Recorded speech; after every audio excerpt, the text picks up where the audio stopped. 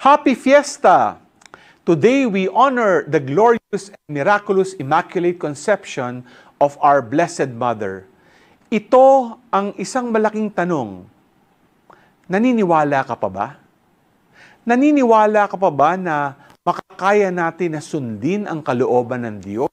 Gaya ni Maria, ngayong araw, pinapakita sa atin na dapat mas lalo tayo magkaroon ng pag-asa na posibleng maisakatuparan ang kalooban ng Diyos sa atin.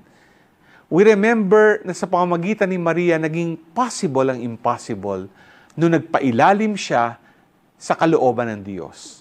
Mary was conceived without original sin, pero hindi niya ito nakuha with her own efforts o di kaya hiningi.